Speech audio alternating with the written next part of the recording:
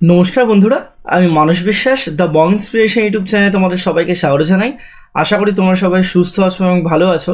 তা ভিডিওর টাইটেল এবং থাম্বনেল দেখে তোমরা বুঝতেই পেরেছো যে আমি কোন বিষয়ে কথা বলবো। তোমাদের অবশ্যই WPKPর এক্সামিনেশন সম্পর্কে কথা বলবো।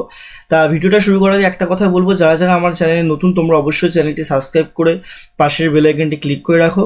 এবং তোমাদের কিন্তু যদি আমার পেড ব্যাচে তোমরা যুক্ত হতে চাও, নিচে দেওয়া যে নাম্বারটা শো হচ্ছে সেখানে হোয়াটসঅ্যাপে তোমরা কিন্তু অবশ্যই আমাকে মেসেজ করতে পারো।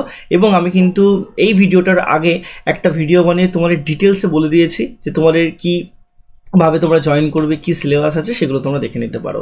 তা দেখো, দীর্ঘ 2-3 দিন ধরে তোমরা আমাকে বলেই যাচ্ছ যে দাদা একটা পেপার কাটিং বেরিয়েছে, একটা এখানে দেখা গেছে, এখানে শোনা গেছে যে তোমাদের এরকম সেপ্টেম্বরে পরীক্ষা হচ্ছে WPKPর, সেপ্টেম্বরে পরীক্ষা হবে WPKPর।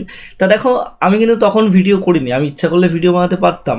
তা এর আগে হয়তো ইউটিউবে অনেক ভিডিও বানিয়ে দিয়েছে, কিন্তু সত্যি কথা বলতে দেখো, যেদিন ওই পেপার কাটিং বা যেদিন তোমরা যার পরিপ্রেক্ষিতে আমাকে বলছো সেই পরিপ্রেক্ষির সেই জিনিসটা আমি তোমাকে কিন্তু অনেক আগেই ডেপুটেশনের দিন যখন গেছিলেন, ঠিক আছে, 3 জন মাত্র ডেপুটেশন জমা দিতে গেছিলো, তারা কিন্তু অলরেডি এই ডেপুটেশন থেকে একটা যে পজিটিভ ফিডব্যাক তারা পেয়েছিল, যে এরকম পরীক্ষা মানে পুজোর আগে তোমাদের কলকাতা পুলিশের যে এসআইয়ের পরীক্ষাটা হয়েছিল প্রিলির, সেটা রেজাল্ট দিয়ে তার মাঠটা বা মেনটা হতে পারে, বা কলকাতা পুলিশ কনস্টেবলের পরীক্ষাটা কিন্তু পুজোর আগে হতে পারে।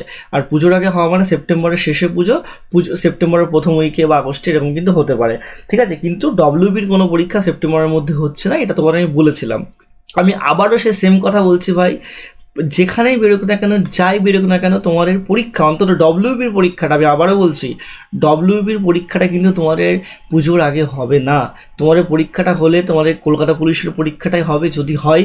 আমি আবারও বলছি যে আমার এখন মানে এমন একটা সিচুয়েশনের মধ্যে তোমরা সবাই যাচ্ছ, তোমরা হয়তো জানো না আমি দীর্ঘদিন ধরে এই ফিল্ডে আছি, এবং এই ফিল্ডে আমি তোমাদের ভিডিও করছি, আমি পড়াচ্ছি। অনেক স্টুডেন্ট বর্তমানে আমার কাছে পড়ছে, আগেও পড়েছে, ভবিষ্যতেও পড়বে আমি জানি। তা সব কিছুতেই বলছি, দেখো আমার কোনো কিছু এখন আর বিশ্বাস হয় না, যতক্ষণ না পর্যন্ত অফিসিয়ালি কোনো কিছু হবে, কোনো কিছু এখন আর বিশ্বাস হয় না, ঠিক আছে। তা তোমরা কিন্তু প্রিপারেশনটা নিয়ে যাও, তোমার এত মাথা ব্যথা করে কোনো লাভ নেই। তোমাদের কথা হচ্ছে, যদি আজ পরীক্ষায় তোমরা কি ভালো নাম্বার পাবে, যদি কাল পরীক্ষায় তোমরা কি ভালো নাম্বার পাবে। একটা কিছু শ্রেণীর সংখ্যক স্টুডেন্ট আছে যারা সারাদিন ইউটিউবের ভিডিওই দেখে যাবে, আপডেট কি হবে, এই কালকে পরীক্ষা হচ্ছে, এই পরশুদিন পরীক্ষা হচ্ছে। আর কিছু সংখ্যক স্টুডেন্ট আছে যারা পড়াশোনা করে যাচ্ছে।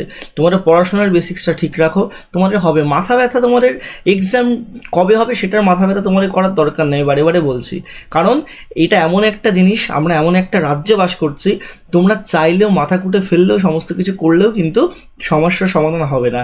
যেই টাইমে যেটা হওয়ার দরকার, যারা মনে করবেন ওপরে যারা বসে আছেন, সেই টাইমে সেই জিনিসটা হবে। তা তোমরা অবশ্যই প্রিপারেশনটা নাও। এই বছরের মধ্যে তোমার সব পরীক্ষাগুলো হবে, এইটুকু তোমাদের বলতে পারি। কিন্তু পুজোর আগে 110% বলার ক্ষমতা কারণ নেই, ঠিক আছে। আর বেশি কিছু বললাম না, কারণ আমি একটা কথা তোমাদের বলি, 2019 সালের যখন কনস্টেবলের একটা মিথ ছিল যে কনস্টেবলের চাকরিতে কোনোদিন 50%-এর মানে উপরে বা 50 নম্বরের উপরে কাট অফ যায় না। একটা মিথ এটাও ছিল যে হয়তো ইন্টারভিউতে খুব কম ডাকবে। তা এটা নিয়ে কিন্তু আমার চ্যানেলের সাথে অনেক দ্বন্দ্ব অনেকের ছিল।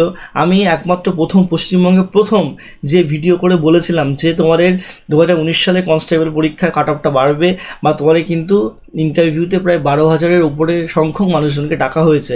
তার জন্য প্রচুর গালিগালাজ, প্রচুর কিছু কিন্তু আমাকে সইতে হয়েছে। কিন্তু শেষে গিয়ে দেখা গেছিলো যে যেসব বড় বড় যারা আছে তারা যে কথাগুলো বলেছিল 9,700 জনকে ডাকছে বা এরকম, এটা হয়েছিল না। লাস্টে 12,700 জনকে কিন্তু ডাকা হয়েছিল। যারা WPর ইতিহাস জানে, যারা রিক্রুটমেন্টের ইতিহাস জানে, যারা ইউটিউবে সেই সময় ছিল, তারা জানে আমি কি বলতে চাইছি।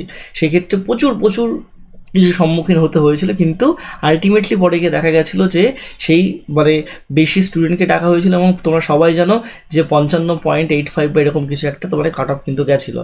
তা তোমরা অতটা মাথা খারাপ করো না, তোমরা ভালো করে প্রিপারেশন নাও। আর অবশ্যই যারা আমার কাছে পড়তে চাও, এককালীন 700 টাকার বিনিময়ে তোমরা কিন্তু আমার কাছে পড়তে পারো, যতদিন না পর্যন্ত তোমরা চাকরি পাবে পড়তে পারো। নিচে দেওয়া হোয়াটসঅ্যাপ নম্বরে আমার সাথে অবশ্যই যোগাযোগ করে নিতে পারো।